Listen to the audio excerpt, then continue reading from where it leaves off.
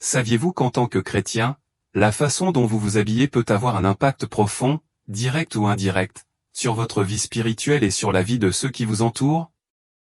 Dans cette vidéo, nous allons nous pencher sur ce qui se passe réellement dans le monde spirituel lorsque quelqu'un s'habille de manière indécente. Ce sujet peut être assez sensible, car de nombreuses personnes soutiennent que nos vêtements et la façon dont nous nous présentons n'ont aucune incidence sur notre vie spirituelle. Mais cela correspond-il réellement à ce que la Bible enseigne? La réponse est non. Une fois que vous êtes né de nouveau, vous devenez immédiatement et entièrement la propriété de Christ. Le terme « né de nouveau » signifie naître d'en haut, ce qui signifie que tout votre être, y compris votre corps, appartient désormais à Dieu. Cette transformation implique qu'à partir du moment où vous acceptez Jésus comme votre Seigneur et Sauveur, vous devenez un représentant vivant de Dieu et de son royaume, à la fois physiquement et spirituellement. Par conséquent, la façon dont vous vivez et vous présentez au monde devient le reflet de cette représentation.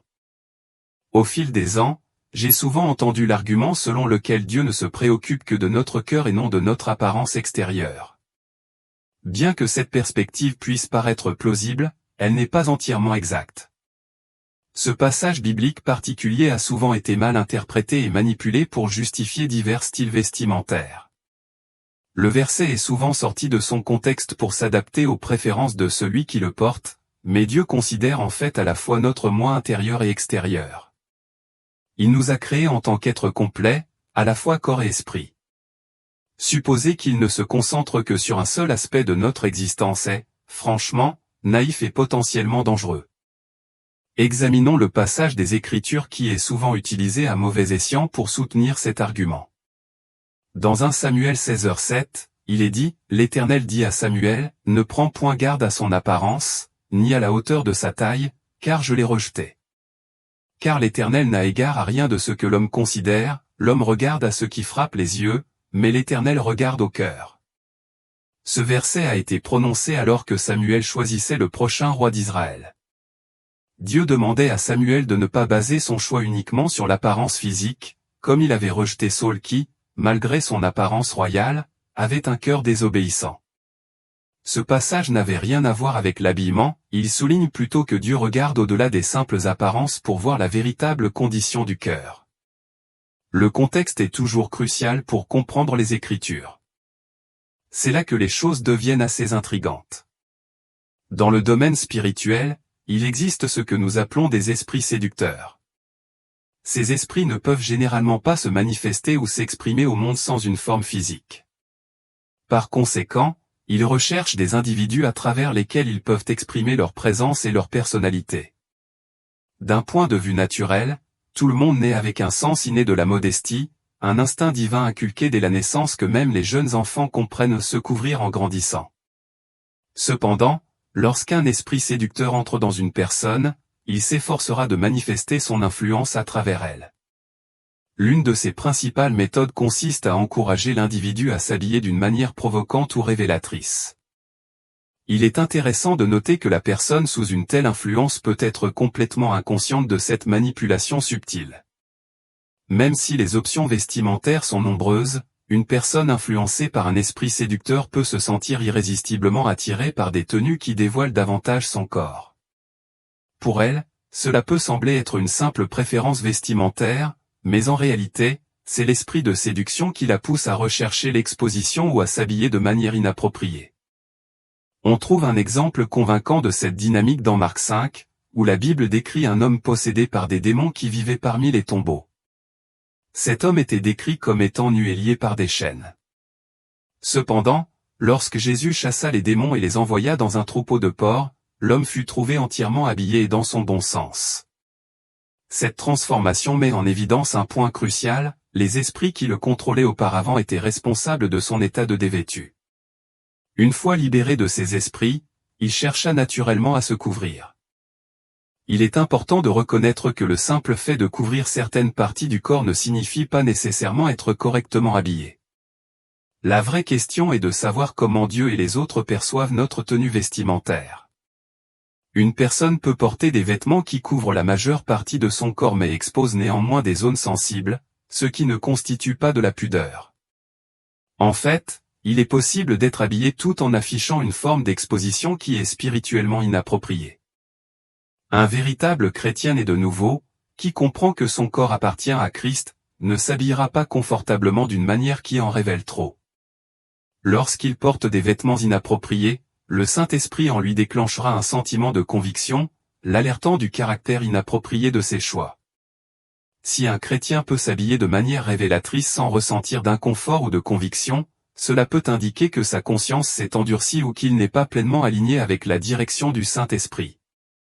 1 Corinthiens 6h20 nous rappelle une vérité cruciale, car vous avez été rachetés à un grand prix. Glorifiez donc Dieu dans votre corps et dans votre esprit, qui appartient à Dieu.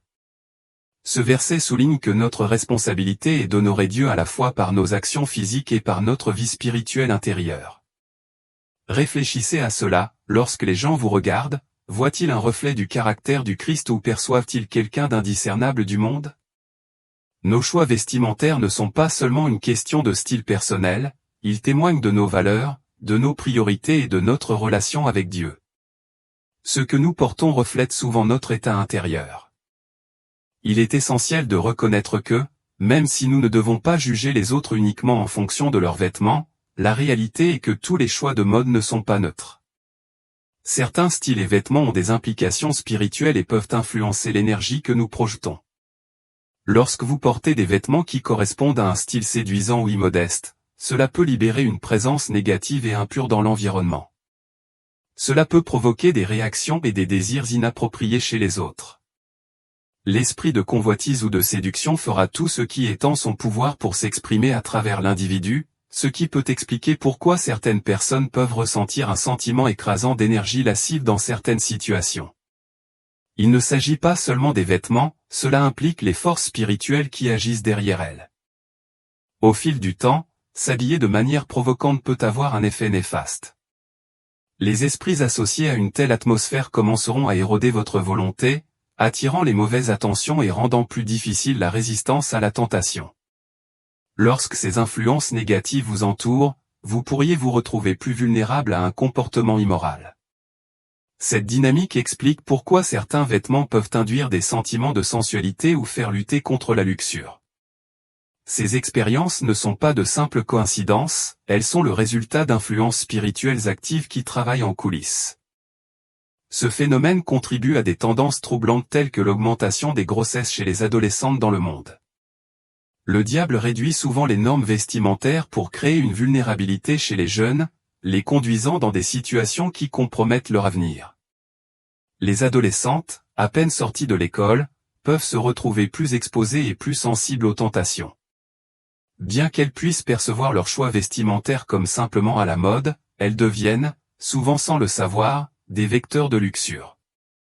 Vous pourriez penser, mais je ne suis pas responsable des pensées des autres. Il est vrai que nous ne pouvons pas contrôler les autres entièrement, mais nous avons le pouvoir de les influencer. Lorsque nous nous habillons de manière provocante, nous posons une pierre d'achoppement aux autres. Romains 14h13 nous demande de ne pas placer une pierre d'achoppement ou de faire tomber les autres. Le terme grec pour pierre d'achoppement est « prosoma », qui signifie un obstacle qui fait trébucher ou tomber quelqu'un. Une tenue vestimentaire immodeste place des barrières spirituelles sur le chemin de ceux qui nous entourent. En nous habillant systématiquement d'une manière qui incite à la convoitise, nous nous alignons sur l'esprit de séduction et ouvrons une porte aux influences négatives dans notre vie spirituelle. Et une fois cette porte ouverte, il peut être difficile de la fermer. Chaque esprit cherche à s'exprimer à travers le récipient qu'il possède, et cela peut avoir des implications troublantes, en particulier lorsqu'il s'infiltre dans l'Église. Si vous observez attentivement, vous remarquerez que la modestie dans la tenue vestimentaire est de plus en plus rare, même dans les contextes religieux. Il devient difficile de faire la distinction entre le monde et l'Église en se basant uniquement sur la tenue vestimentaire. Il ne s'agit pas de porter un jugement sur les chrétiens, mais plutôt de comprendre que Dieu a établi une norme pour nous. Comme indiqué dans 2 Timothée 2h19, néanmoins, le fondement de Dieu demeure solide, ayant ce sceau, le Seigneur connaît ceux qui lui appartiennent. Et quiconque invoque le nom de Christ, qu'il s'éloigne de l'iniquité. Ce verset souligne que Dieu a une norme claire, et que ceux qui lui appartiennent sont censés y adhérer. Vous vous demandez peut-être, que se passe-t-il si quelqu'un s'habille modestement pour l'église mais porte des vêtements révélateurs lorsqu'il sort? Cela serait considéré comme une incohérence. Techniquement parlant, il n'existe pas de catégorie spéciale pour les vêtements d'église, par opposition aux vêtements de tous les jours. Dieu attend de nous que nous restions modestes en tout temps, à l'intérieur comme à l'extérieur de l'église. Romains 12, 2 nous enseigne, ne vous conformez pas au siècle présent, mais soyez transformés par le renouvellement de l'intelligence, afin que vous discerniez quelle est la volonté de Dieu, ce qui est bon, agréable et parfait.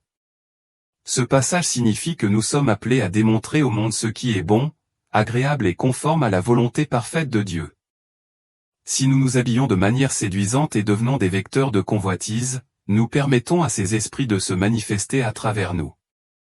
Jésus souligne la gravité des pensées de convoitise dans Matthieu 5, 28, en disant « Quiconque regarde une femme pour la convoiter a déjà commis un adultère avec elle dans son cœur. » Remarquez le langage utilisé par Jésus, il n'a pas simplement dit que vous avez péché contre elle, il a dit que vous avez péché avec elle.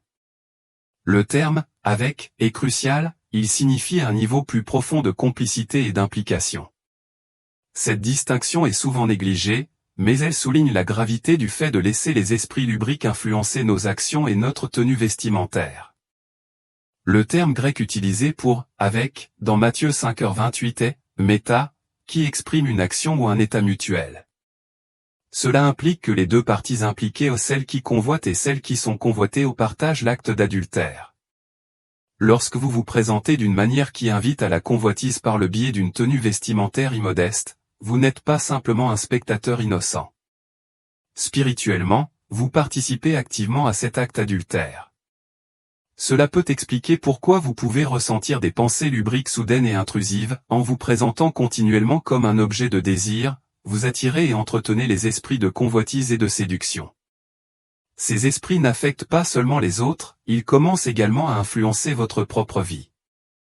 Si votre tenue vestimentaire provocante est intentionnelle, les esprits derrière la convoitise vous attaqueront, exacerbant des problèmes comme la vanité et l'insécurité, et conduisant potentiellement à des formes plus graves d'immoralité sexuelle. En cédant à ces influences, elles deviennent plus fortes et, en peu de temps, vous ne vous habillez pas seulement de manière immodeste, vous devenez un canal pour les esprits mêmes auxquels vous devriez résister. 2 Corinthiens 5h20 nous enseigne, nous faisons donc les fonctions d'ambassadeurs pour Christ, comme si Dieu vous exhortait par nous, nous vous en prions au nom de Christ, soyez réconciliés avec Dieu. En tant qu'ambassadeur pour Christ, chaque aspect de notre vie, y compris notre tenue vestimentaire, doit refléter son caractère. S'habiller de manière immodeste ne risque pas seulement de faire trébucher les autres, cela dénature celui que nous prétendons servir. Par exemple, lorsque vous vous préparez pour un entretien d'embauche ou que vous travaillez dans un cadre professionnel, vous choisissez une tenue qui témoigne de respect et de professionnalisme. Vous ne portez pas de tenue de plage ou de pyjama, car vous comprenez que votre tenue exprime votre attitude et votre respect pour le rôle et l'organisation.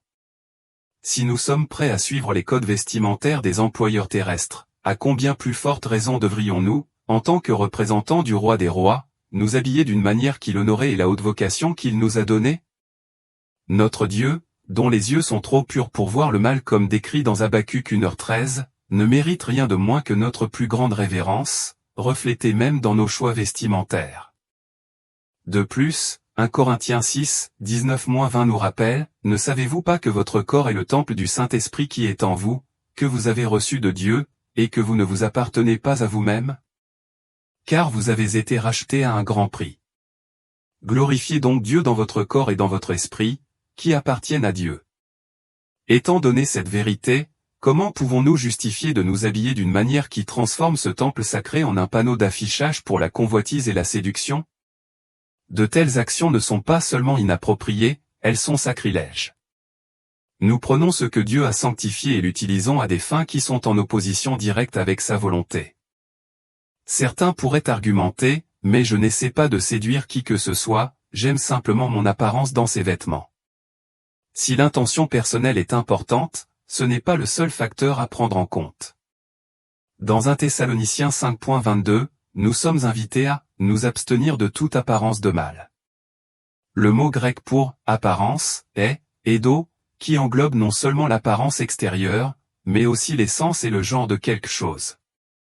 Cela signifie que nous devons éviter tout ce qui ressemble de près ou de loin au mal, quelles que soient nos intentions personnelles. Cela exige un niveau de discernement plus profond. Nous devons évaluer honnêtement le message que nos vêtements véhiculent. Nous habillons-nous d'une manière qui honore Dieu et respecte le caractère sacré de notre corps, ou nous présentons-nous involontairement d'une manière qui pourrait conduire les autres à la tentation ou les faire trébucher? Un autre argument courant est que les normes de pudeur sont déterminées culturellement et donc subjectives. Il est vrai que les codes vestimentaires peuvent différer selon les cultures, mais le principe de pudeur est à la fois universel et intemporel.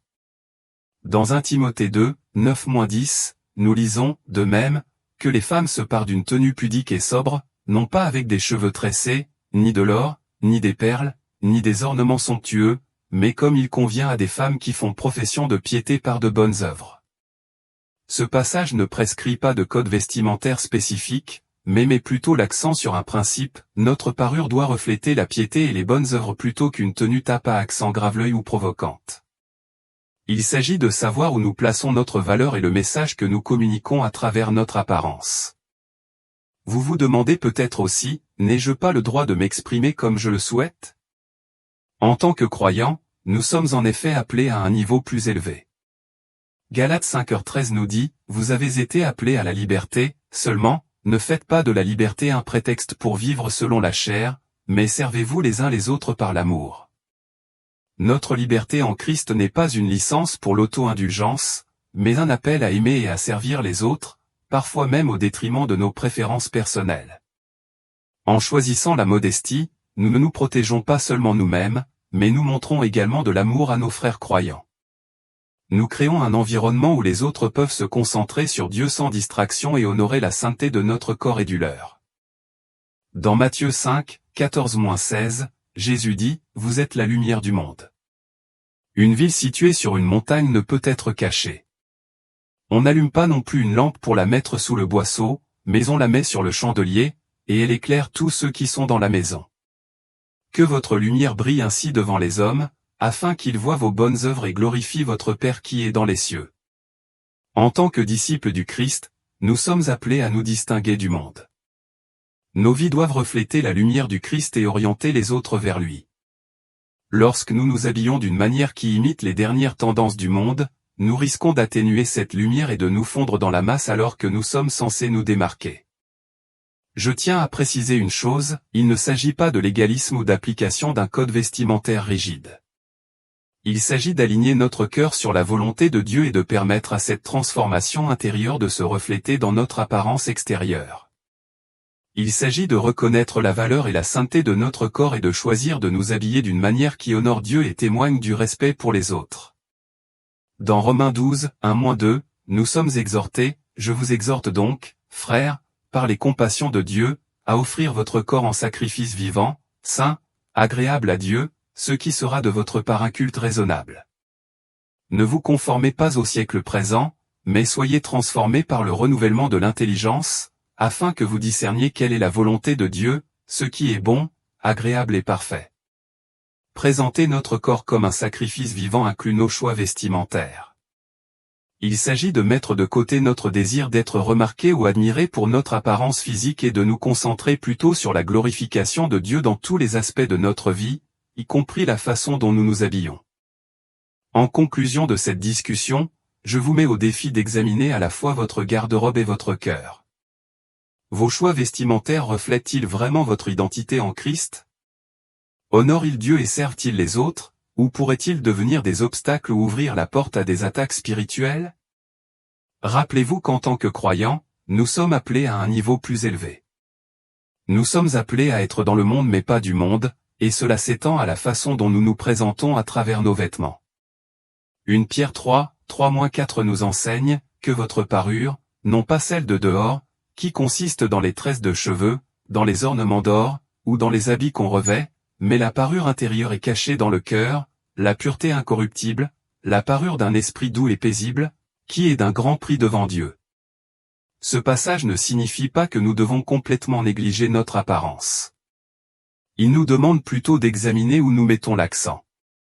Sommes-nous plus concentrés sur notre apparence extérieure ou sur le fait de cultiver un esprit doux et paisible? Cherchons-nous l'admiration des autres ou l'approbation de Dieu? En terminant, je vous encourage à rechercher la sagesse de Dieu concernant votre garde-robe. Priez pour que vous ayez le discernement nécessaire pour identifier les domaines qui pourraient nécessiter des ajustements et pour avoir la force d'effectuer les changements nécessaires. N'oubliez pas que notre corps ne nous appartient pas, il a été acheté à un prix, le précieux sang de Jésus-Christ. Honorons ce sacrifice en nous présentant d'une manière qui le glorifie et qui sert les autres. Merci d'avoir regardé. Si vous trouvez nos vidéos utiles, pensez à vous abonner à notre chaîne YouTube.